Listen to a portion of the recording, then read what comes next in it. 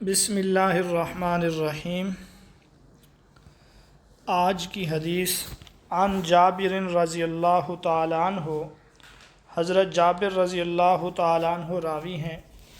قال قال رسول اللہ صلی اللہ علیہ وسلم، رسول اللہ صلی اللہ علیہ وسلم نے ارشاد فرمایا، ثلاثن، تین خصلتیں یا تین صفتیں ایسی ہیں، تین چیزیں ایسی ہیں، من کن فیہ، جس میں وہ تین صفات موجود ہوں گی، اظلہ اللہ عز وجل تحت عرشہ، اللہ اس کو سایہ دے گا۔ اظلہ کا معنی سایہ عطا کرنا، سایہ دینا۔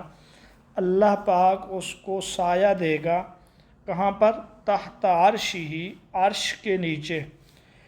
کس دن سایہ دے گا؟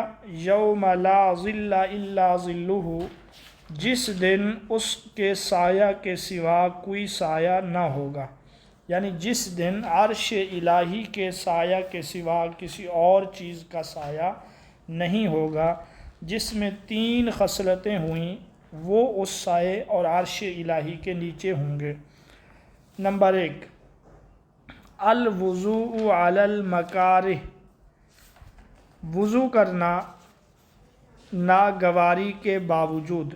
مکارہ مشقت اور ناگواری، یعنی طبیعت میں ناگواری ہو پھر بھی وضو کرنا، جیسے سخت گرمیوں میں ٹھنڈا پانی نہ ہو، گرم پانی ہو، اس سے وضو کرنا، اور سخت سردیوں میں ٹھنڈے پانی سے وضو کرنا، ایسے شخص کو اللہ رب العزت قیامت کے دن عرش کا سایہ عطا کرے گا۔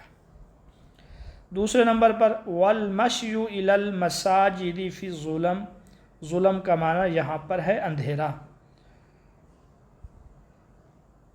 تاریک راتوں میں مسجد کو جانا، مشی کا معنی چلنا، جانا، الی المساجد، مساجد کی طرف، فی الظلم، اندھیری راتوں میں، یعنی تاریک راتوں میں مسجد کو جانا۔ وَإِطْعَامُ الْجَائِعِ، اور بھوکے کو کھانا کھلانا۔ اطعام کا معنی کھلانا، کھانا، اور الجائع کہتے ہیں بھوکا۔ تو یہ تین صفات کسی ایک میں ہو جائیں تو سبحان اللہ، ماشاء اللہ، یہ تو بہت ہی عمدہ ہے۔ ان میں سے کوئی ایک صفت بھی کسی میں ہو تو اللہ روز قیامت اس کو عرش کا سایہ نصیب کرے گا۔ وَثَلَاثٌ، اور تین صفتیں یا تین خصلتیں ایسی ہیں، من کن فیہ، جس میں وہ ہوں گی، نشر اللہ علیہ کنفہ، اللہ اس کو اپنی حفاظت میں لے لے گا۔ وَأَدْخَلَهُ جَنَّتَهُ، اور اپنی جنت میں داخل کرے گا۔ وہ تین خصلتیں یہ ہیں، رفق بالضعیف، نرمی کرنا کمزوروں کے ساتھ، کمزور لوگوں کے ساتھ نرمی کرنا۔